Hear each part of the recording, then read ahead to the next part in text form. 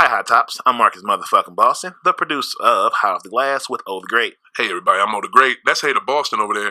Hey, guys, thank you for checking out the show. We love you guys for paying attention to it. Please continue to do so at... Follow the show on Instagram at High Off the Glass, on the Twitter at _glass, and that the is THA. There it is. And myself, O the Great, OTHA Great. That's where we got the name from. On Twitter, OTHA Great _IG. Follow the show on Facebook at High Off the Glass, and email the show with your dreams, hopes, and suggestions at highofftheglass@gmail.com, and that the is THA. And we will read them. Check us out. He's a hater. Please subscribe to the show. Okay, that's enough for me. Definitely enough for O. Enjoy the show. I will be back.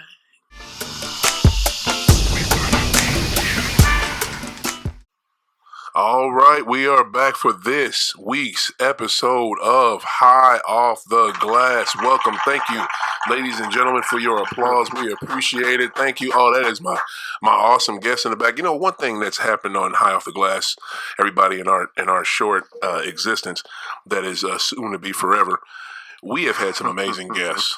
You know, we have had some amazing guests on these episodes, and it does not stop today. It continues with this man. I've known this gentleman for a while. He is a man of many talents, I can tell you that. His name, right, which is amazing to me in and of itself, is Blocc Stojakovic. Welcome, Blocc Stojakovic. Oh, the great, man. What's cracking? What's up, bro? Blocc, thank you. Thank you for coming through, bro. I appreciate you. Man, this has been... This is amazing. As long as I've known you, I did not know our friendship would lead to this. Yeah. You know, this is cool. That's how life is, yeah, man. I mean, that's the funny thing about our relationship. You know what I'm saying? It's like, man, our shit has been kind of crazy, and look where we at. Yeah. You know what I'm saying? Yeah. This is amazing. I'm going to start... You know, this is High Off the Glass, so we're here for marijuana and basketball. I'm going to start in the obvious place of... What the fuck is up with AB? Like, dude, like my man, bro, what is going on with you? Like, you, AB, why'd you have to send those texts after you signed with us? Come on, bro. That's funny, G. Damn. You know me, bro. I know you an New England fan, man, the Patriots fan. Come a little closer to the mic, bro. I know you a New England fan. Okay. Yeah, okay. Right. I know you a New England fan, man, and the funny thing about it is, man, when he signed, the funny thing about it is my partner Rich, man. Yeah. We talked about this the day when Pittsburgh released him. Mm-hmm. My partner Rich told me this is like at 2:00. He predicted it. He said, this is 2:00. He said, man, watch him sign with New England. Right. Turn around at 3-something, man. He come on here and say, man, ESPN just said that AB signed with New England. Oh, you talking about when he left Oakland? Yeah, I mean Oakland. Okay, I said Pittsburgh, man. Because if he predicted that shit a year ago, he's genius. Like, damn. Well, that's my bad, man. But yeah, right. He did that bad. I was like, man, you know what? You on to something, man. Yeah, maybe I need to take this nigga to Vegas or something, man. Take right. a couple dollars with me, man. You know what I'm saying? About, man. But the thing. I'm gonna put it like this, bro. Yeah, I think it's a lot. It's a lot to digest with that. Yeah, it's hard. It's hard to tell you hit it from his side, man. But I really truly think that when he went to Oakland, he had no intention on being there. No, I think he wanted to be there. You think so? I think so. I think he wanted to be there, but he saw it was a shit show, so he was like, "Nah, fuck this." Man, what else you gonna expect with Gruden, bro? True. I mean, maybe he thought, you know, it was going to be tip top and they looked like they could be contenders, but no, it's not going to be that under Gruden. To be honest with you, I thought they was going to be decent. I think they still can be decent, but to be honest with you, they're not going to be that good. They don't have a squad. You know what I'm saying? They got some names, but they're great players. They sent them somewhere else to save money and get picks. So, you know, they up and coming. They got a lot of young talent, man.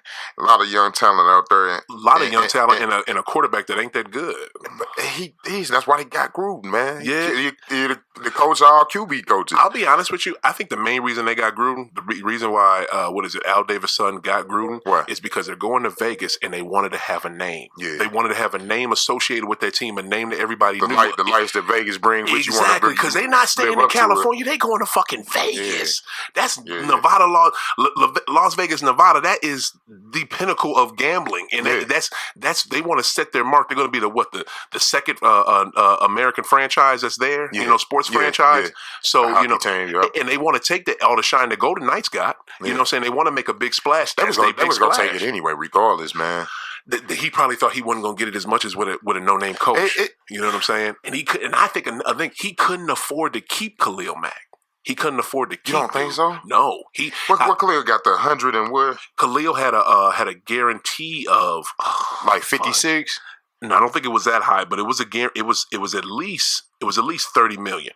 And I literally I could have sworn it was more than that, bro. It might have been. I don't want to because I don't know the exact number, but I'm gonna tell you this one thing about what's his name? I don't even think his name is John. Al Davis' son, the guy who owns the Raiders. Literally, he is the poorest NFL owner. Out of all the owners, he has no money outside of the team. Yeah, Al Davis didn't leave him too much nothing. All he left him with was the team. I don't know how Al made his money, but all that man has is the team. So the revenue he has is generated only from that. Unlike Kroenke and Kraft and all these other people who can pull money from their regular other businesses, he can't do that. And one thing about that the NFL stipulates, when you sign a guaranteed contract, you have to have that money in an account and ready to transfer it right to that player. That's how it works with guaranteed money. And that's a thing in their contracts for guaranteed money. He didn't. I don't think he had that available. You know what I'm saying? Right. He's already paying the coach $10 million for 10 years. So I think let's get rid of him. He's really good, but we can't afford him. So let me ask you this: Do you know whether or not these teams can pull secured loans for these contracts? That's a good question. Now you would think they could. Have a secured loan so I can pay such and such. Is that what you're saying? Yeah. Because I'm almost positive Oakland line of credit would be pretty strong, man. True. Pretty strong because it's been under the same ownership for 50, 60 years. True, but it hasn't. It's went to his son. And if you're a bank in Nevada or California, how much money do you want to give a team that if you're in California, you're about to leave and you're spending so much money to do so? Because when you go from another city, from another state, that's a lot of money when you leave. You know what I'm saying? Yeah. And I'm almost positive. And the reason why I say that is because I'm pretty sure even though it transferred ownership to his son is probably running one of his companies, his parent company. How they usually do it is they usually have like a holdings company, a holdings company, right? And a holding company would be like a parent company with all these subsidiaries underneath it. You know what I'm saying? Right. And kind of how when Georgia Frontier them initially bought the Rams, right. It was she already had it. She had it from her husband. Her husband gave it to her when he passed. Or who was that bought him after that? Then that had it after Kroenke. That's Kroenke. Yeah, how Kroenke them. Kroenke bought it from Frontier's so family. How they did it is he had a parent company.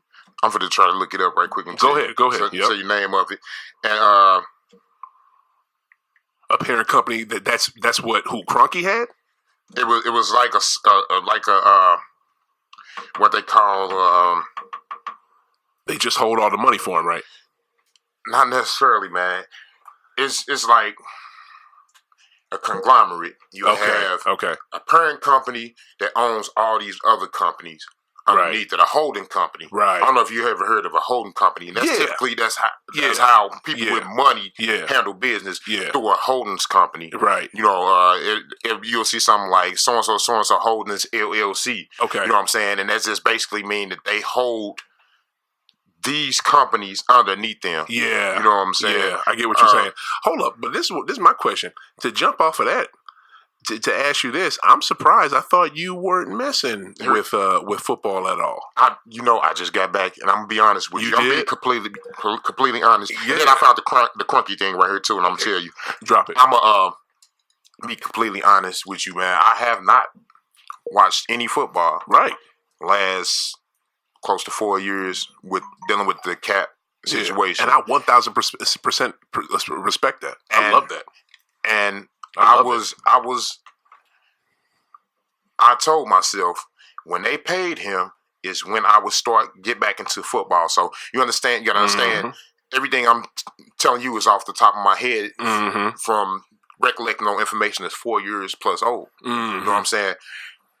But when they paid him that money, man, I said, okay, Now, am I willing to let down my guards dealing with them now that they pay him?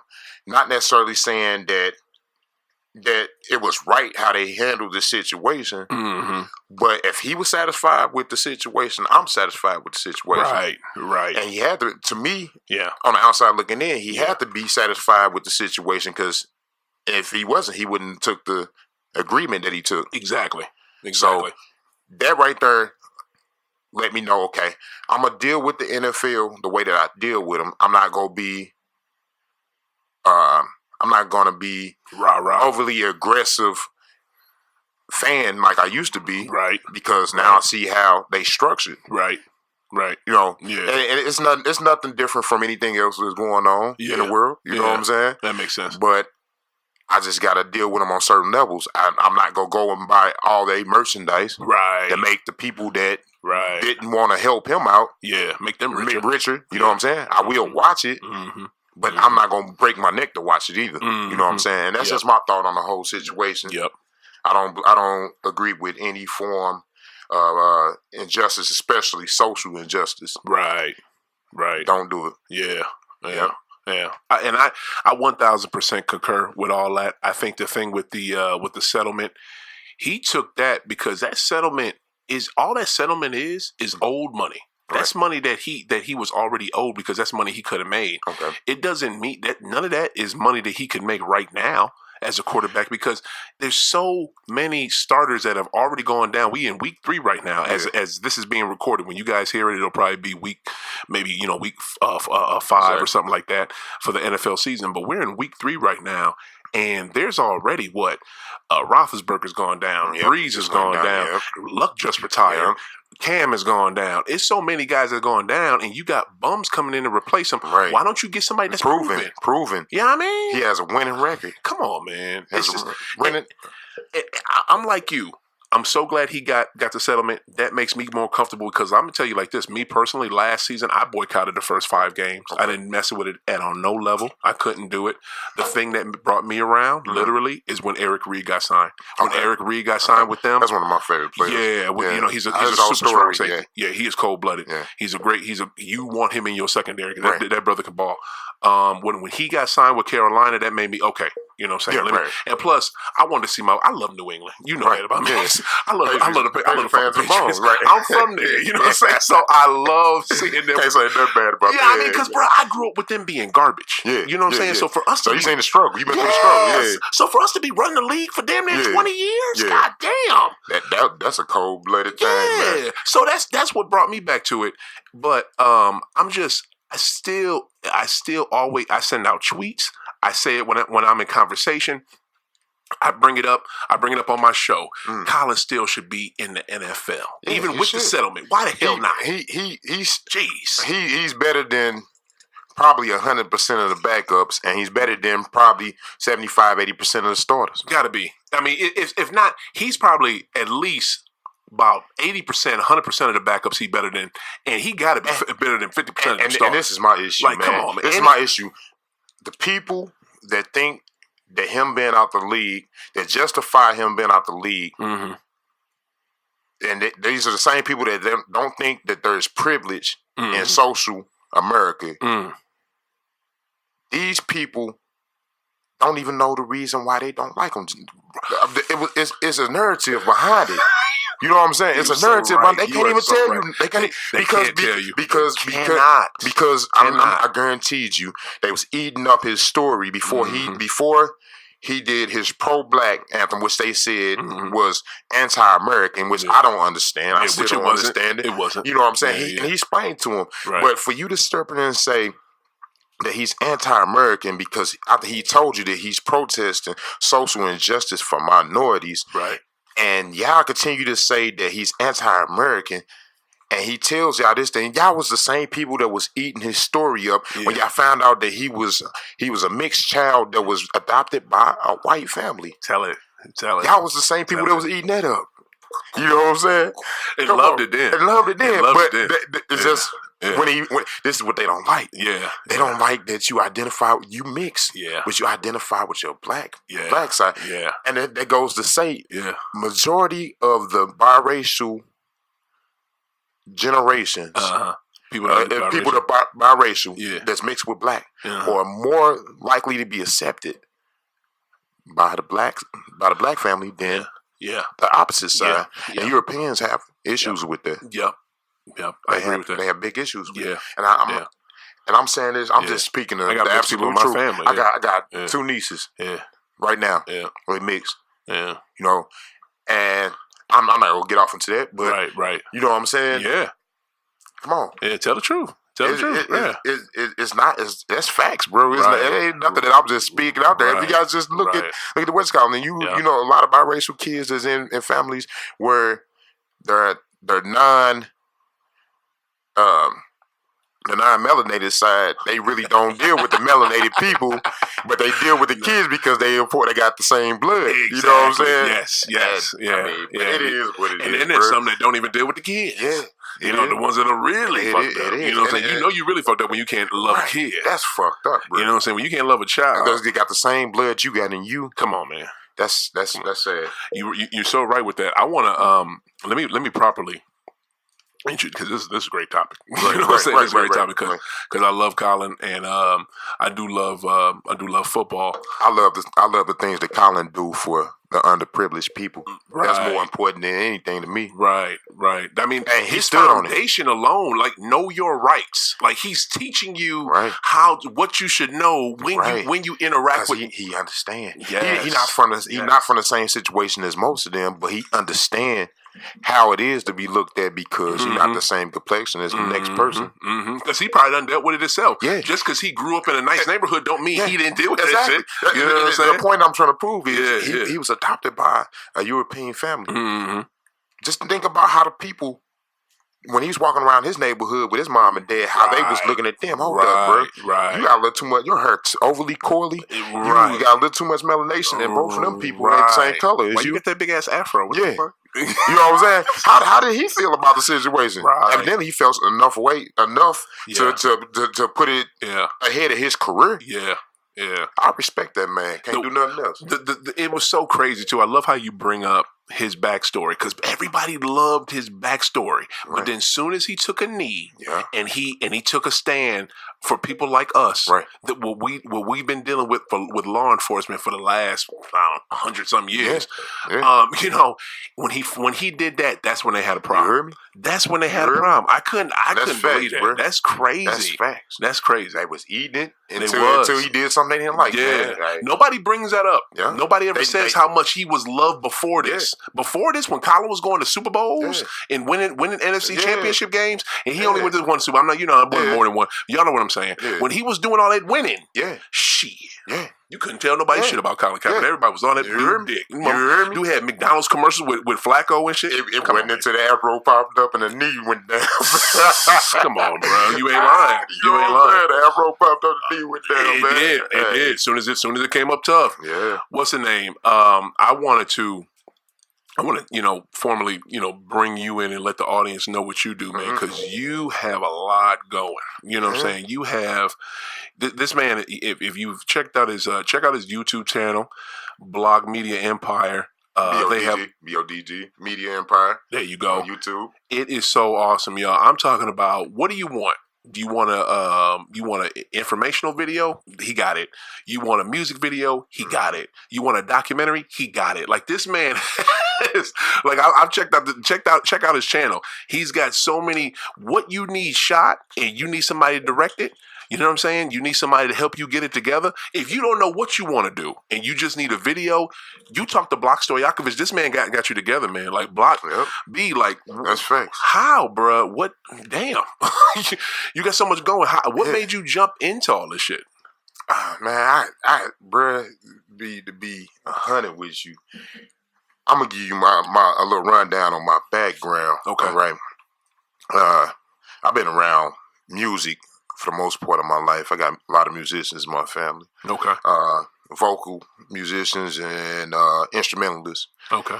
I've been around it. It's kind of one of them things where when I was young, I want to do what I want to do, man. I ran away from the things that was around me, which three of the things that were always around me were mechanics, musicians, and barbers. Mm. I ran away from that, man. Okay. All three of those because I wanted to run the streets. Okay. So I ran the streets for a long time, Keep man. And it wasn't until I got grown, so I started realizing where my love was, and it took me back to same things I was running from. Mm-hmm. One being music, and two being barbering. So I'm a barber by trade. I'm a music producer and a cinematographer. Right. I'm gonna tell you how I got into the cinematographer side. Okay. I started off doing music production in '99. Yeah, he does beats too, y'all. Yeah. What? I started out doing music production in '99. Me and two of my cousins started a label called Gutter Boy Music Group. A lot of people know about Gutter Boy Music Group. 2012. 2012, our artist Lady Linus from Chicago. She won Traffic Music Awards Album of the Year, and also she won she won Artist of the Year too. Word? Yeah. Okay. So we got 2 awards for that, man. You said Traffic? Traffic Music Awards. Tony J. That's a big. The Traffic Music they did on the local radio station. It's a local award show, man, but it's pretty much. You know, everybody who's in St. Louis, you know what I'm saying? It's on the music scene. Shout the radio station out? I ain't gonna shout them out. You ain't gonna shoot them out? Oh, okay. I only shout people. I only plug people I deal with, bro. And that's just keeping it 100, man. That's just keeping it 100, man. But well, Google it, y'all. Traffic Music Awards. Check it out. And we won that based off her album of Stilettos and Pink Glocks. Okay. Because, again, she's a female artist and she's a straight lyricist. Right now, you still can catch that. You can find it on Reverb Nation. Okay. The lady line is Stilettos and Pink Glocks. Is she still doing music? She kind of got away from music, but she kind of do it. She moved back to Chicago, bro. Okay. So she back in Chicago, man. Okay. And that's how I really initially got on the music scene in St. Louis. That's how I initially got on the music scene in St. Louis. I also from there I had a private event security company that I ran, man. Hold up, man, bro. God I've been. I'm so glad I had you on my show. You had a what? A security event security, private security event. Yeah, did VIP security, man. Like artists, all type of shit, man. Like. I did that, bro. Yo, word? Yes. I didn't even know that shit. Yes. How long did you have that? I did security probably about 8 years. Okay, you know what? All you people out there who say that black men are lazy and we don't want to work and we don't want to do shit, you can kiss my fucking ass. Yeah, you know what I'm saying? With you on that. You know what I mean? Because I bust my ass. You know what I'm saying? Right. I work a job where I work 6 days a week and still do this. Right. This man, he about to tell you, he has like 1,000 jobs that he does and work a 6-day-a-week job. Yeah. Come on, y'all. Yeah. Y'all need to stop being so racist. Right. Continue, sir. Good goodness. Yeah, so I did the security, man, for a second. I got off into cinematography, man, and that was by haps, to be honest with you, man. Like you had to do it? Well, no. It wasn't even that I had to do it. Kind of got off into it. What I mean by that is, like, you didn't have anybody to shoot, so fuck it, I'll shoot it. That was a small portion of it because I'm gonna tell you, my cousin ODZ, a lot of people in St. Louis. He a mover in group in St. Louis. Right. It was all right. So me, my cousin OD, and ST. Yeah. We own the Gutter Boy Music brand. Okay. All right. My cousin OD got off into. He was the first person to jump into videography. Okay. He started off shooting videos for our artists. He got to the point where he was doing work for Slim, Wells Fargo. Slim. Okay. Y'all know who I'm talking about. Yeah. Slim. Everybody know who Slim is, man. He started Yeah. doing work. Actually, man, the funny thing about it, if Slim an artist or a producer? No, he just owned. Man, the dude is just a mover and groover in St. Louis, man. He do all the stuff. He used to do all the the New Year's parties, man. You drop $100,000 in the balloons and stuff like that. Shit. Yeah. So he a party promoter? Yeah. Yeah, the dude heavy. Everybody know him. Everybody know him. Other shit too. Yep. Always. I think he moved out of town now. Yeah, shout out to Slim. Definitely shout out to him because he put on for St. Louis. Right on. But my cousin started shooting for him, man. Actually, I'm gonna tell you how we really start getting into the video stuff. Yeah. If you check on YouTube, a couple years back, maybe probably about 6 years back, Slim had he be having celebrity basketball games. I don't know if you remember when Lil Wayne was here, and Lil Wayne got into it with the referee, and the security choked the referee out. Oh no! When the hell was this? Man, this was YouTube. YouTube. Oh shit! Yeah, YouTube. That was our footage, man. It got all the way to TMZ, man. And right now it's sitting at millions of views on YouTube. I think the YouTube handle was under right now is like Gutter Boy Music 1 or something like that. Okay, tell me about it because I don't feel like doing all that YouTube. Man, just tell me about it. Yeah. What for real? Yeah, he had because every year, Slim used to have a celebrity all-star basketball game. He bring like Floyd here, Gotti, Wayne, everybody, because he do all the summer jams. Okay, he was doing the summer jams and all the free parties and stuff like that. Back to Slim again. Yeah. Okay. Yeah. So you know what I'm saying? He heavy out. And he brought that. He had that celebrity game. What was the celebrity game? Where was it at? Where was it? This was like 6-7 years ago. Okay. I can't think of it off the top of my head. Wayne got a fucked up memory. It's all good. You smoke too much. We'll get into the marijuana portion of the show in a little bit. But go ahead. So what? How did that lead to you? Your cousin was shooting. Yeah. So he shot that, and that video blew up. Next thing you know, he started doing a lot of Slim stuff, like a lot of his behind the scenes stuff. The one time Diddy came to St. Louis, he shot the behind the scenes on that, man. Okay. A couple other things, man. He shot when Starlito and Don Tripp dropped a song. Don Tripp can spit. Yeah, that dude. Lito and Tripp. That's my favorite group right now. Jordan and Pippen right now. Yeah, to me. That's my Jordan and Pippen. That's your Jordan and Pippen? Yeah, right now. Tripp and Lito? Yeah. They your Jordan and Pippen? Yeah. God damn. Right now. They that cold? Yeah. I mean, Tripp is cold blooded. But you gotta. So you ain't listening to none of the Step Brother albums, huh? No, I don't know. I don't know who the fuck Lito is. I gotta put you on Starlito. He used to be signed to Cash Money, man. He used to be named All Star, bro. Okay.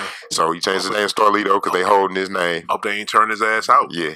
They did. He ain't bullshit.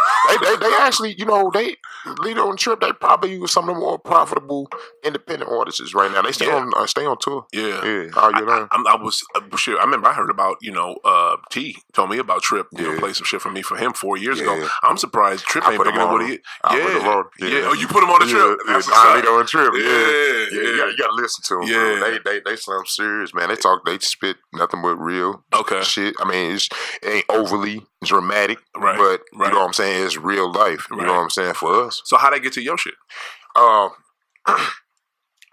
Basically, man, so my cousin was shooting videos, man. I kind of got off into it, bro. I know we had got off subject a little bit. No, we fine. We can do that. Yeah, but the glass. Yeah. My cousin was shooting for him. I started off helping him, man. It's something that I took liking to, man. You know what I'm saying? Yeah. Something I definitely took a liking to. But I got into this initially with the thought of not getting too heavy off into music videos, bro. Right. I want to do more some grandeur type of shit, man. Movies, you know what I'm saying? Documentaries, commercials type of shit, man. And that's what I initially got into this to do was cinema, videos, commercials, TV shows. I kind of got pulled off into the videos. And seeing that I like shooting videos, but music videos, but on the same token, I'm not like the rest of these videographers in St. Louis. Not saying that there's anything wrong with them, because there's a lot of nice ass videographers in St. Louis. Definitely shout out to them because they are doing it right now. There's a lot of them. Yes, sir. But I got to the point where I don't really want to get caught up in the street videos. You know what I'm saying? Right. You know, because to me, those one of them things. Like it's kind of like being a good actor. You keep on playing the same roles. That's what you gonna get known for. Yeah. You won't get nothing else. Yeah. You don't want to get what's that called when you get labeled as like a superhero actor and all you do is superhero movies. Yeah, I can't even think, but I don't want to get stuck in that niche. Yeah. You know what I'm saying? That genre. Get that stigma. You know what I'm saying? Yeah. So I don't really do too much street. Then me being a cat from the streets, bro, I can't attach myself to stuff like that because I'm a good person, bro. Right. But I'm just not. I put it like this: some people get an idea of you just by off the strength of where parts of the city you from, this, that, and that. You know what I'm saying? So. I don't know a lot of these young cats, man, and ain't no telling who they know that I know and try to attach me to that. I just refuse to get attached to something that ain't got nothing to do with me. So I don't try to get off into too much of the street videos. What I like to do is I like to do videos with a budget. Right. I mean, I turned down so many little young street artists, man, and I want to work with them, but on the same token, bro, I'm not for to come and sit in the middle of your neighborhood and shoot no video. Ain't no telling what kind of beef you got going on. I ain't got nothing to do with that.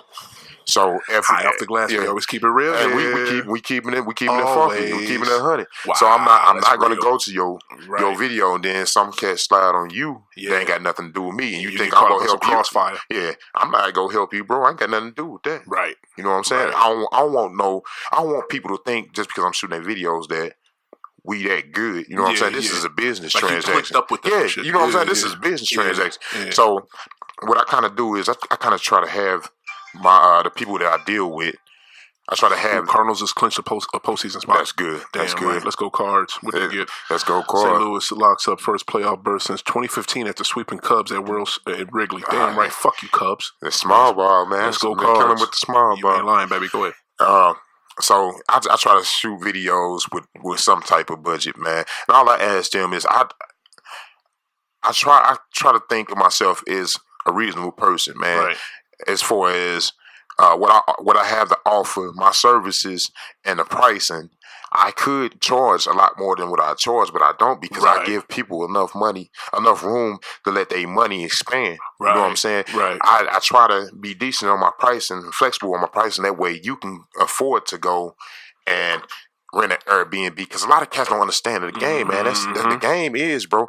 Just because you don't have anywhere to shoot don't mean that you don't have nowhere to shoot. You know what I'm saying? Speak, bro. You know what I'm saying? Y'all better listen. This man dropping knowledge on y'all. And that's why I be trying to tell cats, like, just because you don't live in this fancy ass house and shit like that don't mean that you can't get a fancy house to shoot in. That's right. You got Airbnb. Shout out to your boy, to my boy as well, Kevin Anderson. You just shot his video. Yeah, Kevin. Yeah, I did this. I did this commercial. That's my boy too, man. Rap with him on the way down here. He will shout out to him and listen up for the next couple episodes of High Off the Glass. You will have Mr. Kevin Anderson on, your local men's stylist, personal stylist. If you need a personal stylist, you need to talk to Kevin because he will get you together. You'll find out about that later. I love. That's what he said. He said, he got the. That's awesome. And I watched it before. It was so well done, bro. And that's what I do. Who the dude with the beard? That's his partner. That's his partner. Yeah. Okay.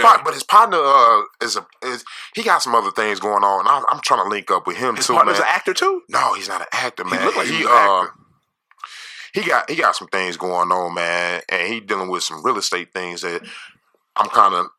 I'm wrapped in with him, man. So I've been talking to him, man. So I'm just trying to sit down and make some moves with him on that too, man. So he bought some business. Okay, bought some business. Cool. And that's the biggest thing I do is I'm a networker, bro. Right, I'm a networker. So wherever I go, I let people know what I do. Yeah, I want to find out what they do because ain't no telling what I can use them for, what they can use me for. Right. You know what I'm saying? Right. As I've heard Mr. Not Mr. Hater Boston, my producer, as everybody knows, who was here before, but he was so much of a hater, he didn't say shit. Who started the show off with us, as he said before, people put you in God puts people in your lives for reasons and seasons. If I would paraphrase his great quote. I know that's and right. You never, and you are so good at networking, and it's so good because you never know who you'll meet for such and such. Right. You never know. You know what I'm saying? And check out Blocc's video that he did with Kevin Anderson. It's on his page. It's on Blocc Media Empire. You can find it on YouTube. It was so good, and I really love that commercial. One thing I had a question about: who is Bamar El Amin? That's me. That's you. Bamar El Amin. How many names do you have, my brother? Oh man, that's my name. Bamar El Amin. That's my religious thing, bro. Are you part of the holy religion of Islam? Yeah. You Islamic? Yes. Oh, assalamu alaikum, my brother. Malaikum salam. You get it right, bud. Malaikum salam. I want to say this gonna be a good one. I was in the middle of laughing, bro. I was in the middle of laughing. Yeah. He said, I don't know what he said, but he tried. In the middle of laughing, G. Yeah. But that's what's up, man. How were you born into that, or did you convert or what? This is my thing, bro. Okay. Let me tell you about my background. Drop it. My family, I am third generation Somali. Okay. So, my family is Somali Americans, black Somali Americans. They were Somali and Southern Americans. Okay. You know what I'm saying? Okay. I'm actually named after my father's side of the family. Okay. You know what I'm saying? I grew up not religious, bro. With no religion. I just believe in a creator. Okay. You know? I completely converted to Islam around 18 years old. But what year was that? When I was 18, 99. 99. My memory fucked up, bro. It's all good. I gotta think about shit. Yeah. 99. I was open-minded still, though. Not to say that I was open-minded about my religion. I was open-minded about knowledge. Okay. So I did attend church also. I went to mosque. Went to Friday mosque, Monday mosque. Made salat. Read the Quran. Okay. I went to church and read the Bible. Okay.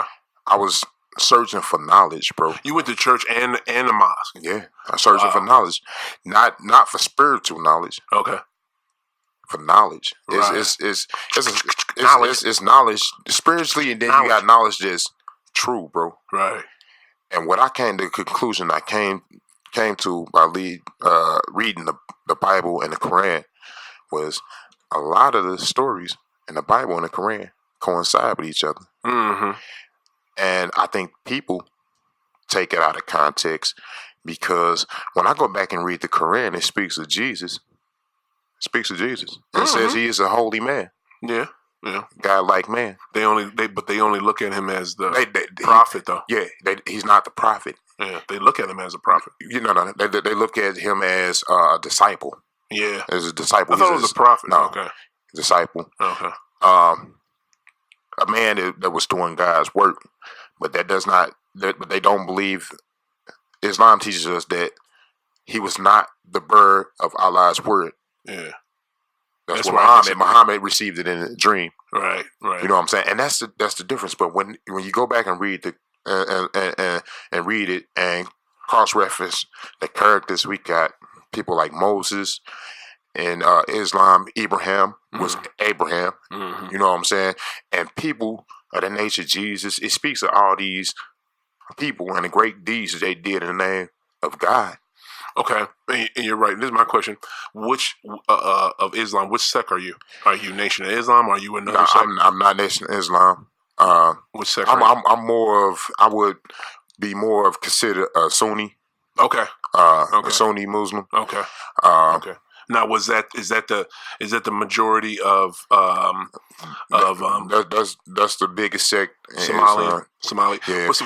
Somalia is kind of weird, bro, because you got Somalia is an Islamic country, bro, but it's Christians there, especially you go towards Egypt. Christians everywhere. You know what I'm saying? Everywhere. Egypt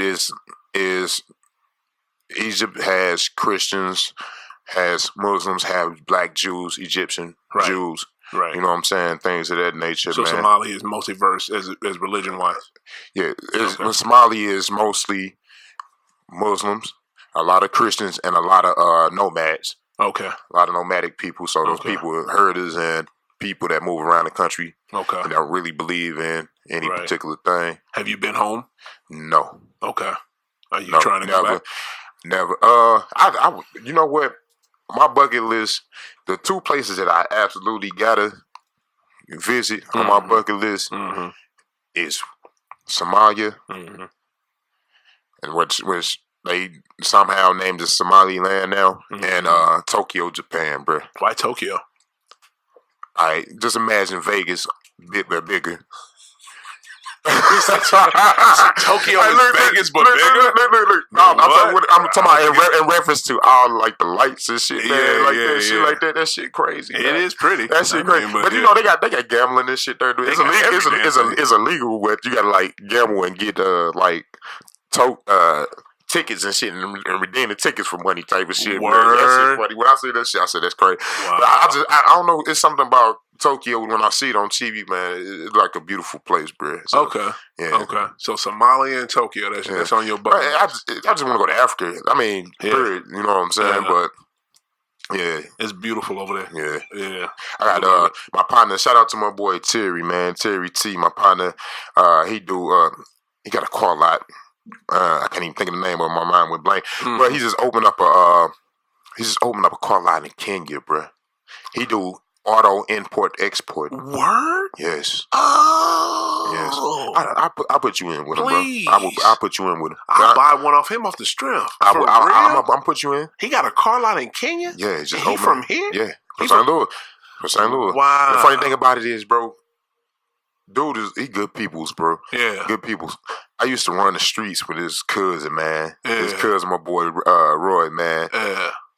My boy Rio. Shout out to my boy Roy Rio. Yeah. Tatum, man. Right. We used to run the streets with him, man. Right. We did some things we ain't proud of, man, but we ran the streets together. That's my brother, man. Right. It's my brother, man. And the funny thing about it is I pulled up with Terry one day, man. Roy, Yeah. I see my boy Roy sitting there, man. I said, damn, Rio, man, what the fuck you doing there, man? Yeah. Like, man, I'm here hollering at my cousin, man. I said, oh, your cousin, man. He's like, Terry, I said, ain't that about a bitch, bro. Right, I said, y'all niggas do kind of look like them. I should have known, man. But yeah, man. Again, like I said, shout out to Terry, man. He good peoples, man. He good people. Right. So I'm definitely gonna plug you in, man. Let you pick his mind on some things. Please, I would love to if he's open to him. Tell him he can be on the show. He'd be great on the show. Probably definitely want to do that. Oh yeah, I'm gonna tell you like this, man. One thing about St. Louis, and I think with humans in general. And I'll just leave it to St. Louis right now because I'm not national yet, but I will be. Yeah. Freaking. Nothing wrong with that. You know what I mean? St. Louis has a lot of people. Like somebody told me that when I used to work at the History Museum, shout out to Missouri History Museum.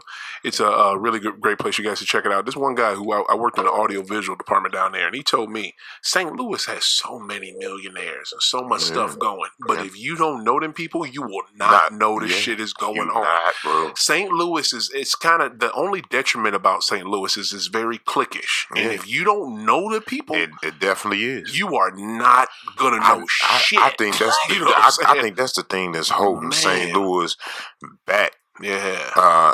As far as being up to par with a lot of these bigger cities. Yeah. We're a small city, but on the same token, but still a major city. Yeah, still a major city. Excuse me.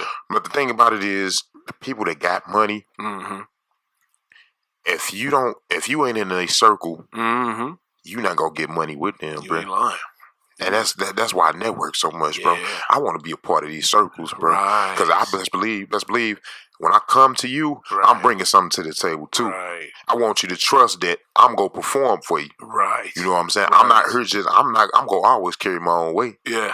You know what I'm saying? Yeah. Just give me the opportunity. Right. And just open the fucking door. That's all it is, just bro. Open the door. And I never burn bridges, bro. Right. Never burn bridges. Right. I mean, it's people that I've been doing business with since my early 20s, late teens, bro. I promise you right now, they probably can tell you right now. Yeah. They trust me, bro, because I don't burn bridges, That's man.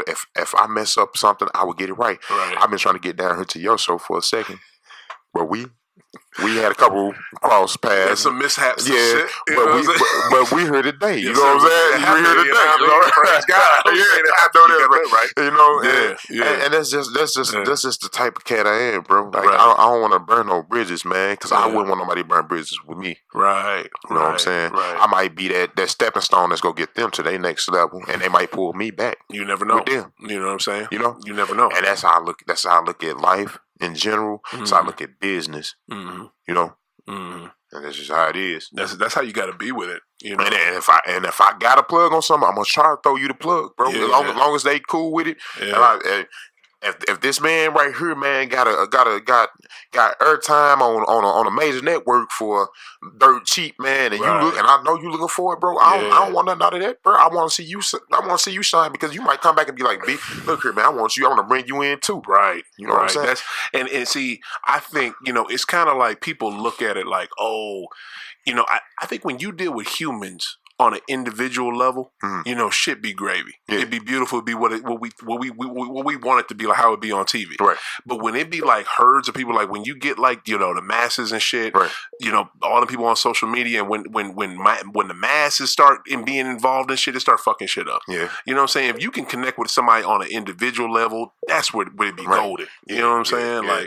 Like that's how I look at it. But I tell you one thing, I really want to jump off into the religion thing with you, but I'm gonna do that next time you come on. Okay. You know what I'm saying? Because I want to go there with you. Right. Because, but since we on High Off the Glass, you know how we got to do it. What, we I'm a marijuana advocate, love it. Right. I'm thinking about that second blunt right now. You know what I'm saying? Straight up, bro. I'm like, we got a few more minutes left. I can't wait for that second blunt. Because we blew the one earlier and shit. Right. What are you blowing on right now? What do you have in your possession? Right. What are you dealing with? When it comes to weed, bro. We don't use weed on this. Okay, show. No, the streets. I should have told you. No, you good. I apologize to the consumers. You are 100%. You are cool. The reason why we don't say we don't consider marijuana weed on this show is because, to me, a weed is a shitty plant. Yeah, it just grows. You know, it just grows the way it grows. Yeah. And you don't want weed. I agree. You know what I mean? What you want is marijuana. You want cannabis. Yeah, you know what I'm saying? Right. You want that shit. Yeah. So that's the word. That's a sophistication to it, man. Yeah, exactly. I'm with you so on anything other than weed. Right. There you go. Yeah. So when it comes to marijuana, Kush, St. Louis, how we used to say Doty. Yes, sir. Yes, sir.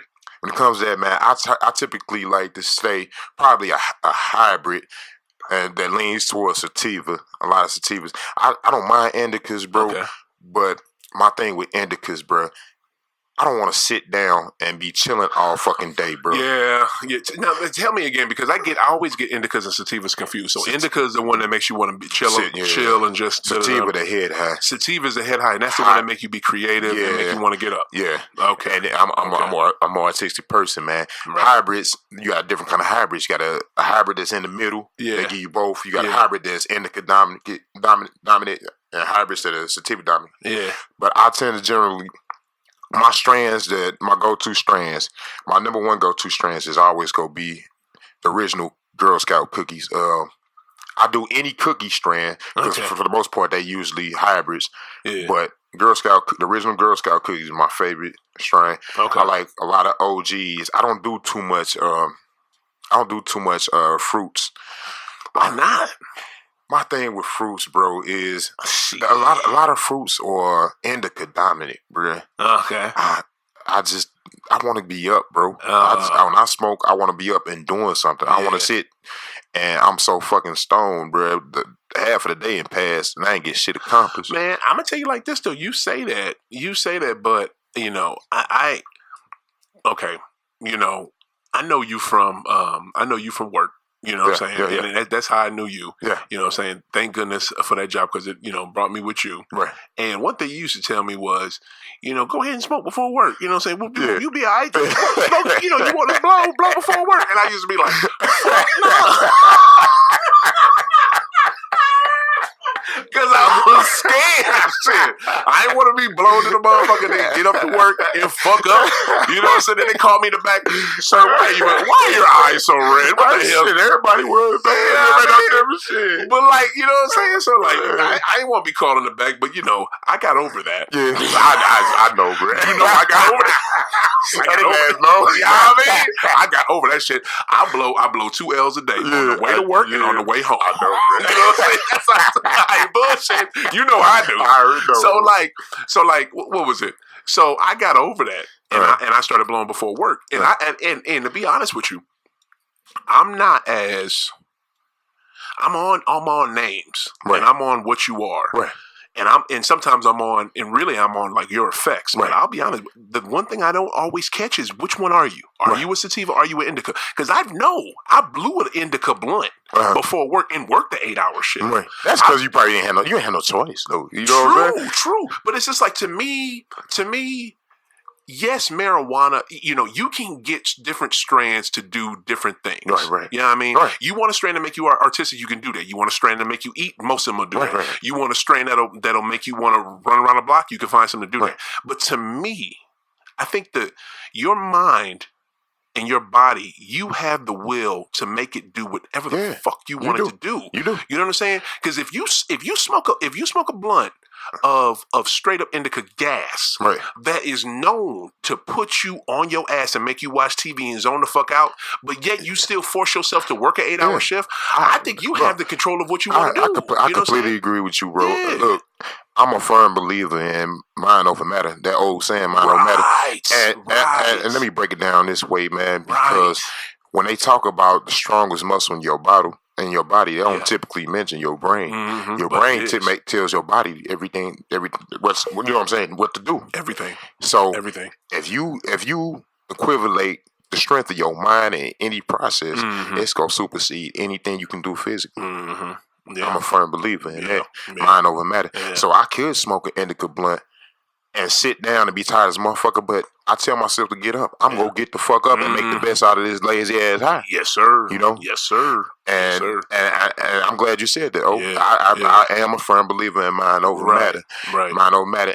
And even when I like eat edibles and shit, I be having to do this shit because I'm a big consumer of edibles, bro. Because I don't smoke blunts no more, bro. You are. I don't smoke blunts no more because I used to smoke cigarettes. I used to smoke tobacco. Ain't no reason for me to smoke a blunt. I might as well kept on smoking cigarettes. So I smoke papers now. Cones, preferably cones. The raw joint? Yeah, the raws. Okay. Raws. I smoked the OCB. OCB ones too. OCB papers. Yeah. Aren't them the rice papers? Yeah, and the rice papers, and some of them got. I be getting the ones with the metal in there. So when they get down to, it got like this. So you can make a filter with it? Well, yeah, you can make a filter with it, but when they get down to the tip where you want the roach, and you hit that motherfucker, because you know how joints, man. The joints, fuck when I get right here, start burning your fucking lips, man. Yeah, you know what I'm saying? True. You can hold it at the tip, and you ain't got to put your lips all the way on that motherfucker. And then even when they get down there, I never usually smoke roaches anyway. But if I did, bro, I used to put my fucking fingertips right here. Because you don't burn your lips. Yeah, I don't put my lips on them. That's why motherfuckers walk around. Let me tell you how this, man. Burnt ass lips. You can tell. We can tell all the motherfuckers who smoke joints, man. Y'all got the black ass lips in the middle, bro. Stop smoking joints, man. Just roll you another one, man. I mean, stop smoking roaches and shit, man. Just roll you another one, man. That's the funny thing about it, because I be smoking motherfucker. I be like, damn, this nigga is smoked hella motherfucking roaches. This nigga lips black as a motherfucker. I tell you what I did though. I switched over to I don't even fuck. I still smoke my blunts because I love a blunt. To me, there is nothing better on this earth than a blunt. I love a blunt.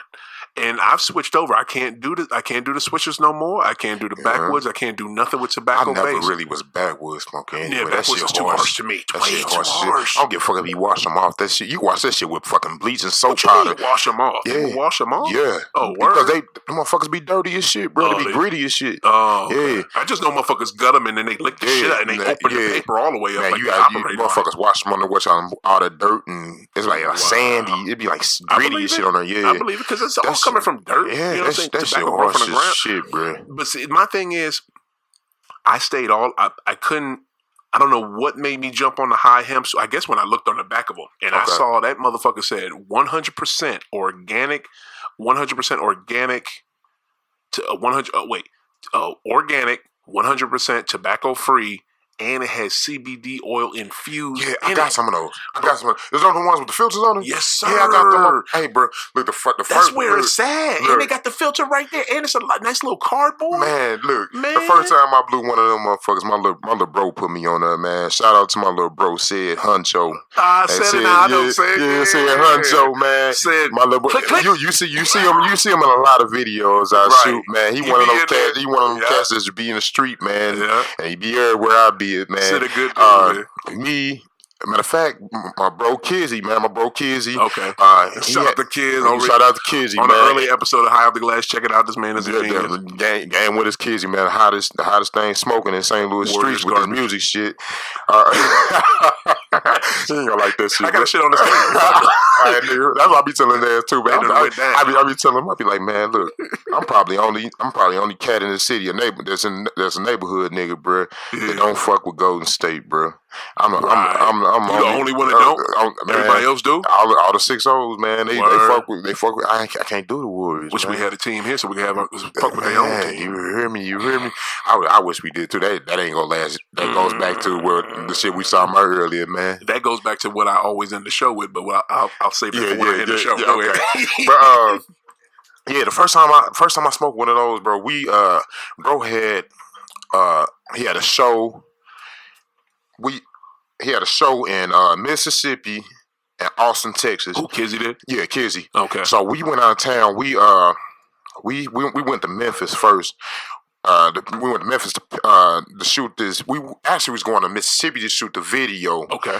He did a feature with an artist from Mississippi that stay in Memphis. We were going to Memphis, Mississippi to shoot the video and do a show. Mm-hmm. But the dude ended up staying in Memphis, and we went to Memphis. We went right into the hood, and it's a place in Memphis that's well known. 3-6 Mafia made it known. Okay. For the people outside of Memphis, made it well known. Shout out to 3-6. Shout out 3-6 Mafia. Right. Shout out Grizzlies. Yeah, definitely Grizzlies. They used to be my team, man. That's our hometown team. It's the closest team. Yep. And I rock with all Memphis. Everything Memphis. St. Louis to Memphis connection is some real. Shout out to Mike Conley. Yeah. It would have been dope if you was there. Ja with Ja. Yeah. You know what I'm saying? Oh yeah, Ja there now. Yeah.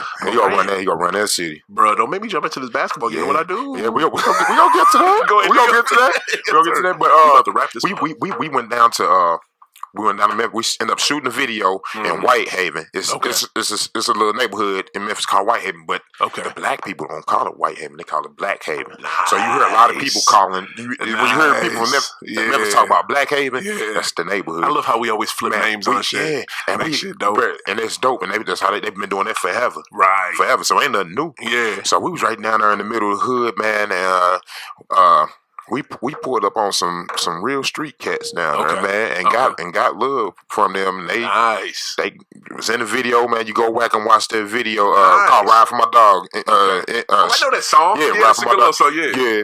And check out that video. We shot that in Blackhaven in Memphis.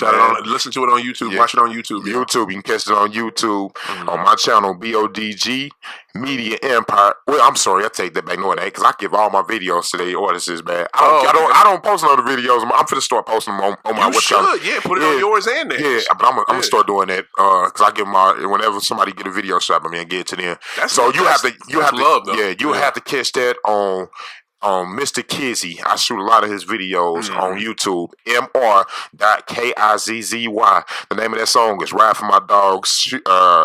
Is by Game Winners Kizzy featuring Shaq. "Ride for My Dog." We shot that in the middle of the hood. Cool. In Memphis, and got a lot of love from the Memphis niggas, man. That's awesome. You know that's the thing that's another misconception. You know what I'm saying? That's another misconception with people who know us or don't know us. Right.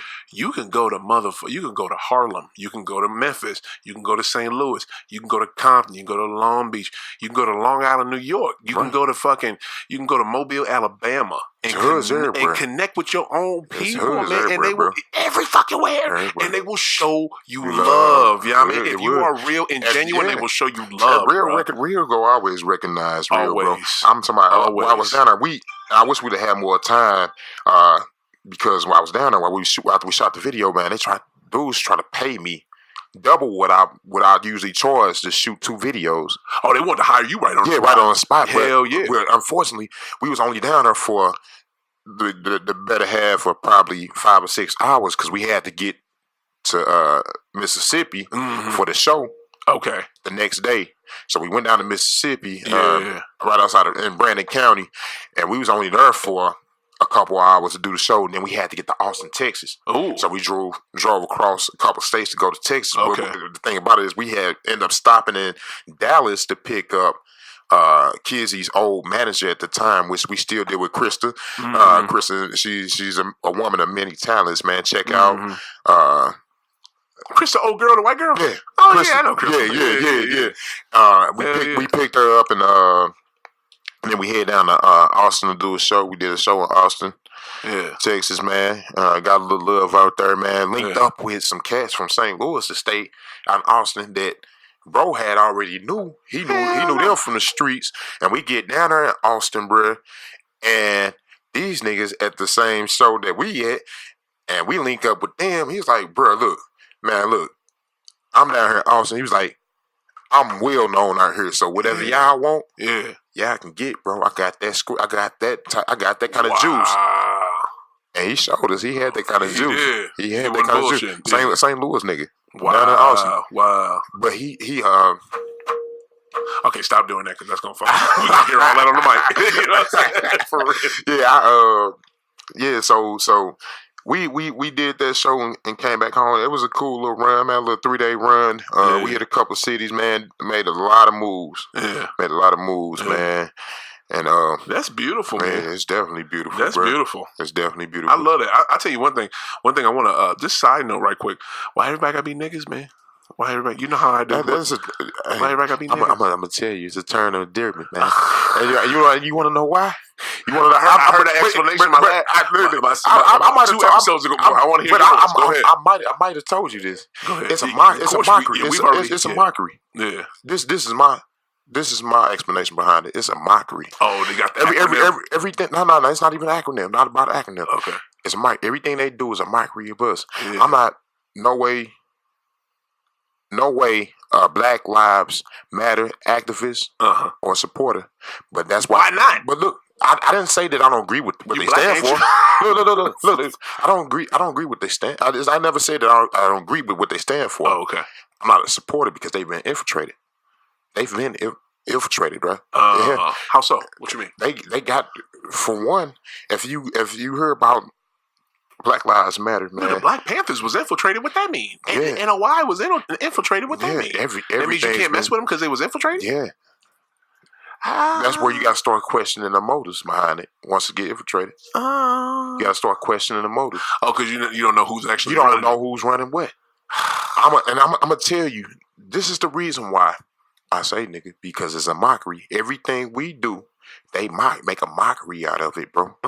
It goes back to blackface. Yeah. They make a mockery of our skin color. Yeah. They put on blackface. You see what just happened to Canada Prime Minister. Prime Minister, Trudeau is going through it right now. Yeah. So two pictures, not one. Yeah. Two. So now you telling me because it happened 20 years ago and you put out this little bullshit ass PNR statement. Yeah. I knew better then, but I just never knew that it was gonna be this bad. I apologize. Nah, they don't make that shit no better. Sure the fuck don't. If anything, that's a mockery. Yeah. That's a mockery to me, bro. Yeah. So what better way to get them with the same way they get you? I'm finna tell you. Look. All right, so let's talk about a situation I dealt with at a job. Okay. All right, this is how they do us. Okay. When a person that's not of your color in a position, and let's just say they put a target on your back and they want to get rid of you. Yeah. They're not going to come to you. They're going to go slap you. They're not going to punch you. What they going to do? The worst case scenario, the worst thing they can do for you is get you fired. Fuck up your money. Yeah.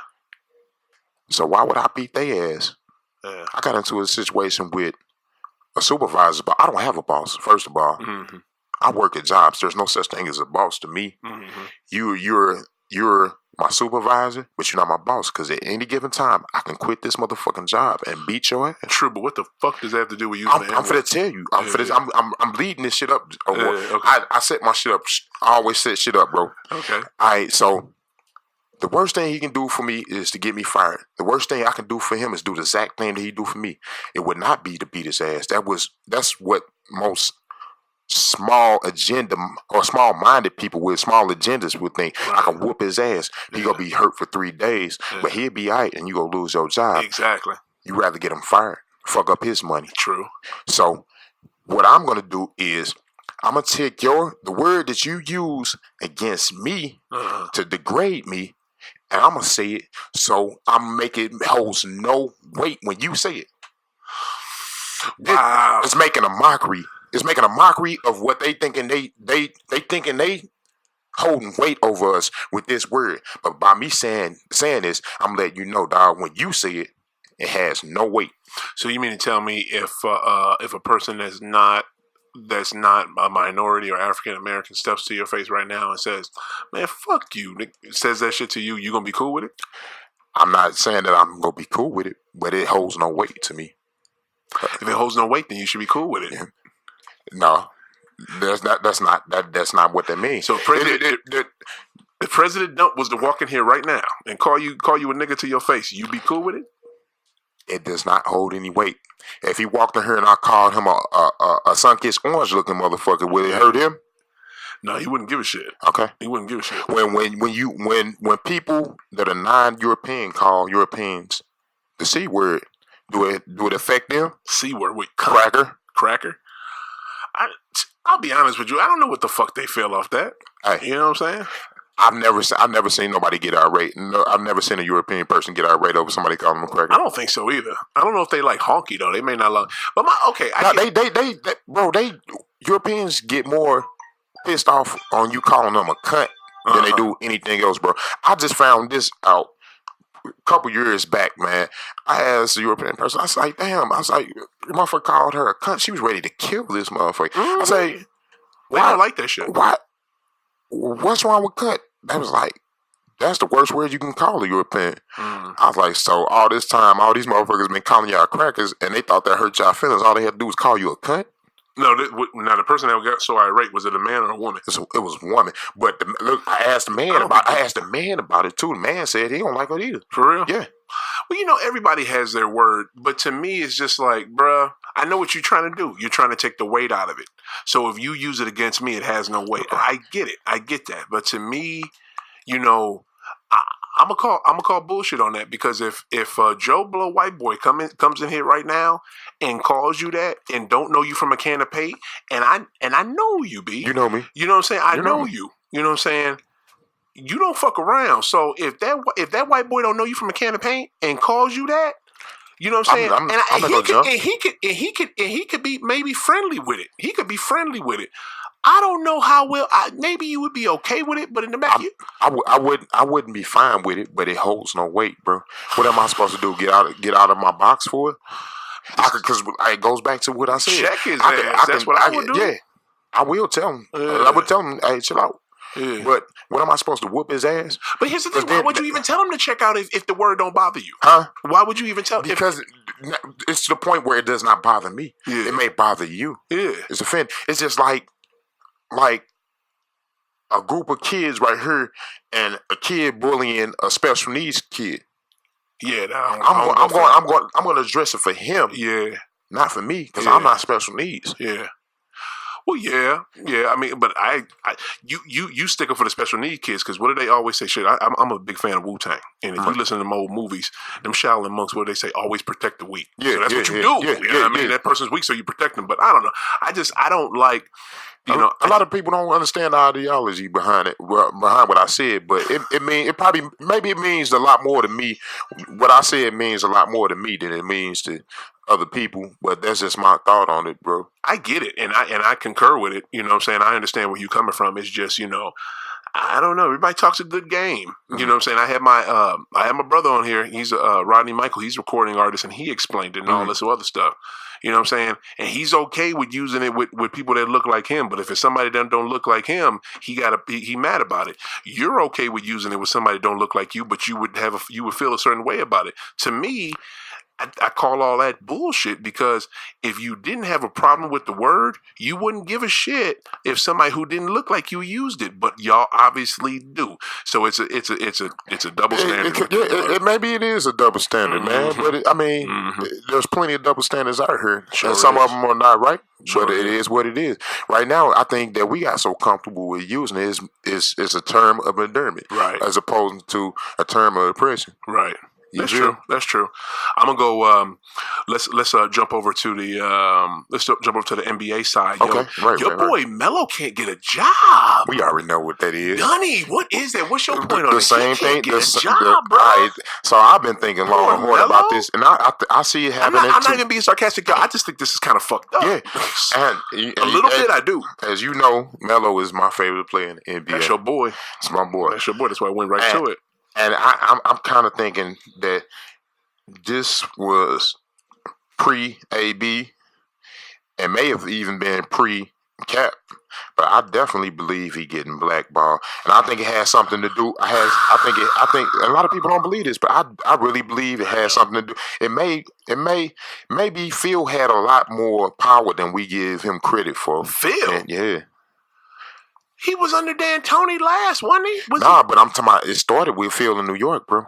It started with Phil in New York. He was ready to go with I think Phil got a lot more power than what people give Phil. I don't subscribe to that, because if that was the case, Phil would be with an NBA team right now, running it, fucking it up like he did when he was with the Knicks. He ain't gonna get a job. Phil is not working in the NBA no more, bro. But I think he don't want to, bro. I don't think Phil want to go back to what's. Phil can get a job if he wants to. You think somebody offered him some shit? Man, he was last with doing something for LA for his fiance. He was talking. No, he ain't even with her no more. Okay. But he was talking to Jeannie Buss about some shit. Like she was talking to him. That's I thought he took like an executive role or something like that. No, he was like a consultant. He didn't take no type of role. She just went to him because she didn't have nobody else to go to. This woman talking to goddamn Kurt Rambis's wife. She has no, you know what I mean? She running one of the biggest franchises in North American sports. He can get a job, but I think it's absurd as shit, man, to think that as great of a scorer Melo is,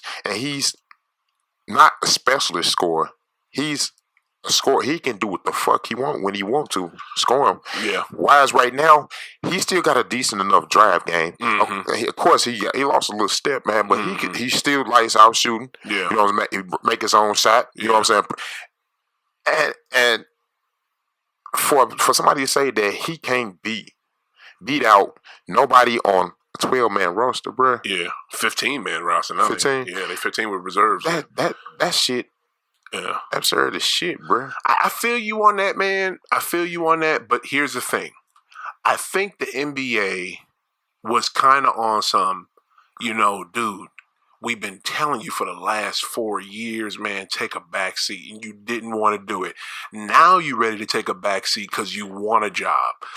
Where was you at 4 years ago? Oh, I know. You didn't want to do it then. You know what I'm saying? And I think they're kind of on some shit like that. Is it fucked up? Yes. But I would not even put it in the same stratosphere as what C-Cap is going through, because what Cap is going through is real blackball. Yeah. You know what I'm saying? I agree. I'm not saying it I'm talking about not an extent of the level of pettiness, but when I say blackballing, I mean just in general. He getting blackballed, bro. Let's look at some of these rosters, bro. That's what we need to do. Okay, you can do that. But let me ask you right now.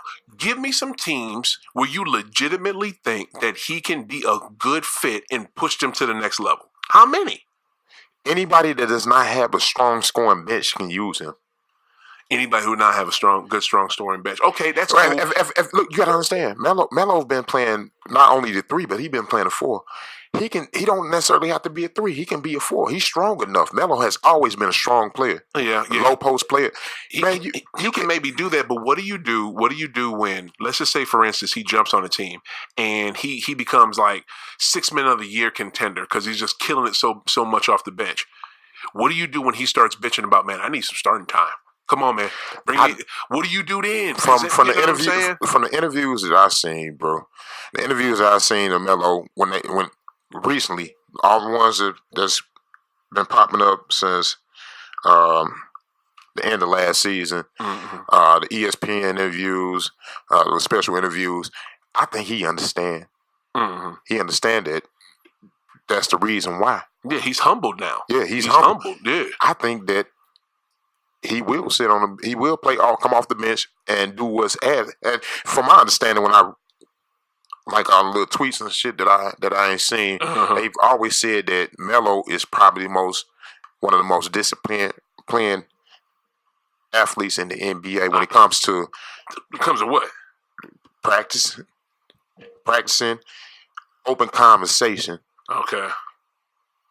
Now they talked about the issues he had with Carl back in Denver in his younger years. George Karl, yeah, but George Karl's kind of a dick. Yeah, but New York, they said they didn't have no issues. They say Melo was always the first person to the gym. Him and D'Antoni had issues though. That you know why? Yeah, you know why? Yeah, and D'Antonio is hard to deal with. D'Antoni's a shitty coach, if you ask me. Because all he preaches is offense, bro. That's all he knows. That's all he preaches. He don't know shit else. And that's what. But he don't. The thing about it is he don't get no defensive orientated assistance, bro. No, he do. He had one in he had Mike Woodson. Mike Woodson was a defensive. Yeah. When he was in Houston. When he was in New York. Woodson was his assistant in New York. He was just in Houston too. Well, he might have been with him in Houston, but I know he was his assistant in New York, and then when he left, and Woodson took over. And I thought Woodson, they should have gave him some more time because he was a decent coach. They played. New York played a lot of that. They did, and I really think, D'Antoni's always been overrated. You know, he's never won anything. He's had really great players and could never even get. I think the closest he ever got to the chip was Western Conference Finals with the Phoenix, and I think he got to the Western Conference Finals. I know he's playing against the Spurs in that one series when Ori put Nash into the scorer's table. You know what I'm saying? Fucked him up for one game in the series and shit. That was the closest I think they ever got. But to me, D'Antoni has always been overrated. I think his like you said, his defensive teams are his defense on his teams are horrible. The scoring is okay, but it's limited. Houston won't do shit. Do you think he's better suited as an assistant? Always. If he was an assistant and you had him as your offensive assistant coach and somebody else as your defensive and then the head coach, that team would be the shit. Yeah, and I think sometimes people make bad mistakes. They take what a person does or specialize in, and equivalate that into being something bigger than what it is. That may have been the situation. That happens in all sports. You know that that happened here. Yeah, and you know who I'm talking about. Who you talking about? Mike Martz.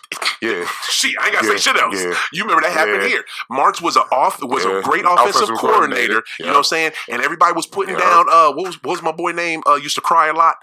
Went to KC. Reed? No, not Andy Reid. He there now. The dude who was a coach here and he won. Dick Vermeil. Yeah. Put Vermeil down because he was so emotional. He cared about his players, but they put Vermeil was a great coach. He was, and they put Martz up because their offense was so good. Yeah. And look what the hell happened when they switched roles. Right. Vermeil left and Martz took over. It was shitty. Right. You know what I'm saying? Martz was an offensive mastermind. And that's a classic example where we just talking about some people are great at being specialists. Yes. And may not be complete on everything. And we might look a little too far ahead into it. Exactly. You know? Every prince can't be a king. Yeah, exactly. That's perfect. That's perfect analogy. Every person can. That was Hater Boston, everybody. He just he popped up. And he popped up. You know why? Because it's about time for us to wrap up. He's got to get to work. I know that. Grand opening, grand closing. That's why he is here. He is here to remind me we have to wrap this show. But everyone can't be a king. Like there's some people you have to play the side role and you don't want to do that. Definitely. You know what I'm saying? And then when they get... Also, I think it's important, number one, to value your number two. Yes. When you don't, then you have a whole infighting, and now you have Tommy go first goes because you got to value your number two. Scotty. And that's what they understood. That's what they understood. That's what happened with goddamn Sam Rothstein and Nikki Turturro. If he would have respected Nikki and he would have kept Nikki in his place, they would have been good and they would have ran Vegas. But nah, he didn't give Nikki his props. And Sam, he had to go that girl. Yeah, right. Sam shouldn't have been messing with that money hungry bitch. Right. That's all it is, bro. Nikki was a bad motherfucker. That motherfucker killed too many people in Vegas. Shout out to Casino. Shout out to Martin Scorsese. He makes the greatest movies in the world. He's definitely one of the greatest dude. To me, movie directors. Top three directors right now: Spike, Spielberg, and Scorsese. Yeah, who fuck with them three? You can't. Who you fuck with them? Can't. Hater, who you got? I'm against those guys. Them three. Fuck. I can almost. But you know what? I'm gonna put a close four in there, man. Tarantino. Oh yeah. You sure right? That's close forward, man. What I learned from him by me being an aspiring movie director is his element of surprise, because all his movies are never about. They never end the way they start. Right. He always started one way and flipped it on your ass. And he's the greatest person to ever do that. Yeah. And I gotta respect. I like what he's doing. Who? Ryan is the shit. He's a great young director. Yeah. Black Panther was the shit. My sister with the dreads. Ava DuVernay. She is so fine. Yeah. She is. She dope. Yeah. She is talented though. I think if she'll make, I think she can do the Tyler Perry if she open her own studio. Yeah. She'll probably make more, but she probably can make more money than him. She can, because Tyler's stories be so limited. Yeah. To me, his stories be limited. Yeah. She would take it somewhere else. Yeah. You know what I'm saying? I want to see her do an action movie. I like her impact on the social spectrum. Yes. And that's what I aspire to be in my directing, bro. Yeah. Like I was telling you, I do the music videos, bro, but I aspire to be a movie director. Right now, I'm working on 2 movies, a short documentary. We didn't get into what you got coming. Damn, we ain't get into that. I'm sorry. I'm just gonna throw this in right quick because I know we pressing for time. Right, go ahead. But everything I'm doing is my company is the Clutch Society Branding Company. Okay, that's my parent company. I got an LLC for that. It's going to be my holding company. Right. And it goes back into the holding company. And I did find that for you too. Right. Crunky got a holding company that owns all of those. Crunky does. He owns the Rams, and then that's how they do. That's how they do their business. Cool. You know what I'm saying? Cool. So my holding company is the Clutch Society Branding Company, LLC. Okay. My videography side is BODG Media Empire. My music side is BODG Productions. Wow. Yeah, so these are my parent company, then my subsidies underneath that. All right. And what I aspire to be is a movie director, bro. Okay. A lot of my movies are gonna have a social spectrum on it. It's not going to be too much of the hood movies. I love the hood movies. I probably will do a couple of those, but that's not what I'm going to specialize in because you don't want to just them. Yeah, my broad spectrum is to reach more of a mass than just there you go. The people that I see every day. Yeah, but I'm making it for the people that I see every day. Right, but I want to reach way more than just them. Right, you know what I'm saying? So mine's going to be a lot of a social injustice to it. A lot of how we look at social injustice and how they don't look at it because they don't understand. This is why I don't expect them to understand nothing that we go through, bro. Because they not when they got an issue with black. Like I said, I'm not a supporter of Black Lives Matter. I don't have an issue with it either. But why they out here making a mockery of it? All lives matter. Blue lives matter. That is a mockery. This is when it goes back to the mockery side that I'm telling you, bro. It is. I wouldn't understand them even understand them the ideology behind Black Lives Matter because they're not black. Yeah. You know what I'm saying? Yeah. I wouldn't expect them. Right. I can't quit being black. You quit being a cop. Yeah, exactly, bro. So you see what I'm saying, bro? So they can never understand what we talking about. So a lot of my stuff is gonna have. God damn it, man makes a great point. Boo, that sound effect. That shit sound like a motherfucker. Kenneth Gordon made that, man. Right? Yeah, he had a great point, and I fucked it up with this shitty sound effect. Yo, give me your info and your socials real quick. Okay, all my social, I basically only got. I keep on doing that. I'm one of those cats that you need to put the pen down. Yeah, I just kind of got off into social media, man. So right now I only have Instagram and Twitter, and both of my handles for that is BODG Media Empire. BODG MEDIA EMPIRE, because it is an empire, and trust me on that. And that's all my social media. You can go follow me on those. I do follow back. I sub back. I'm not one of those people that just go have 1.2 million followers and I only follow one person. I don't like that shit, man. Right. You know what I'm saying? Right. Something ain't real about that. So I do follow back, man. That's because they're paid. Yeah, exactly. So I do follow back, man. And I don't be on social media often, but when I do, it's gonna be a reason behind it. If you go and follow my Twitter, most of my Twitter tweets are about social injustices, man. Well, I'm gonna tell you right now, I'm about to follow you on both of them today. And B, this was awesome, man. Yeah, bro. I appreciate you following through. I'll definitely slide on you again. Oh, you got to, man. Yeah. There's so many other things I want to talk about with you right now. Yeah. This was I rarely leave high off the glass enlightened more than I was before I sat down. Right.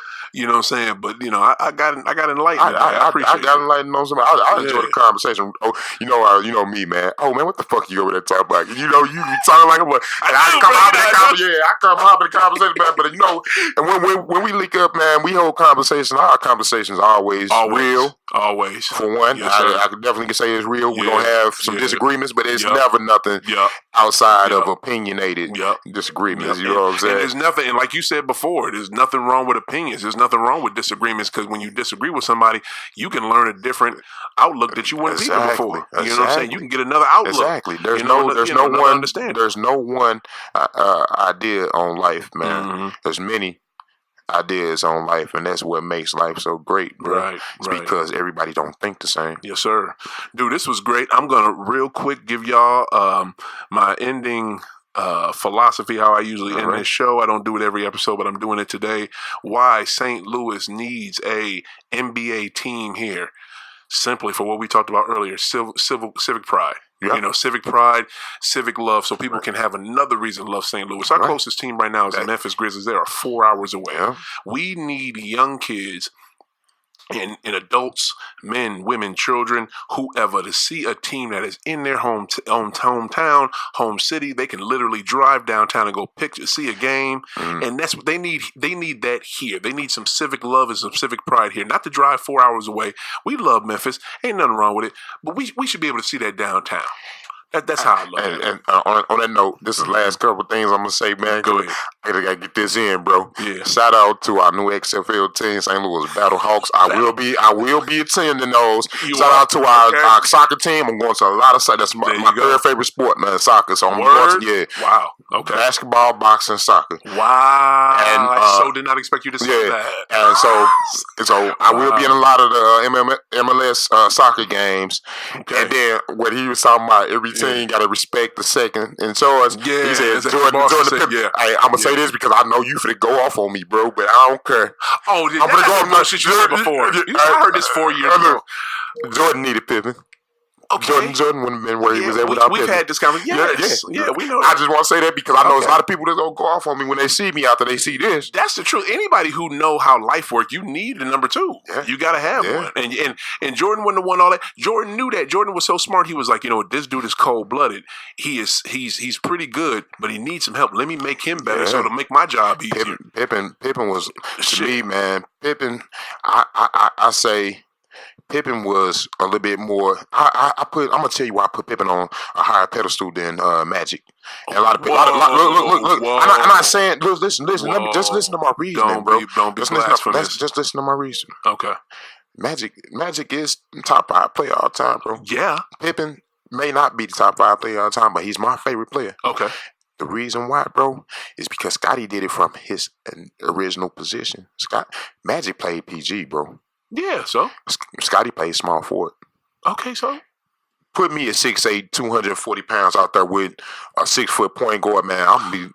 Oh, okay. You know what I'm saying? I'm not taking nothing from his skills. Okay. But Magic, couldn't nothing a point guard do with Magic when he posted a lot of point guards up, bro. Yeah. And nothing they could do about it. Yeah, they couldn't do shit with it. Couldn't do nothing about it. So are you saying that Magic had an unfair advantage that Scotty didn't have? No. I didn't say it was unfair. Show up. Yeah, we get. So we get back to that next time, man. Okay, but you gotta come back. You gotta come back because I'm still trying to figure out your point. Look, this is the first time we're gonna end the show with not knowing what the guests what the fuck we're talking. Hey y'all! Hey, thank you for joining us on High Off the Glass. We was high off it. This was an awesome time. Yeah. St. Louis, we need a basketball team. Civic pride is the reason. Definitely, I'm with you on that. And Hater Boston for Blocc Stojakovic. That's right. Blocc Stojakovic. Peace. We out. Keep hooping. All right.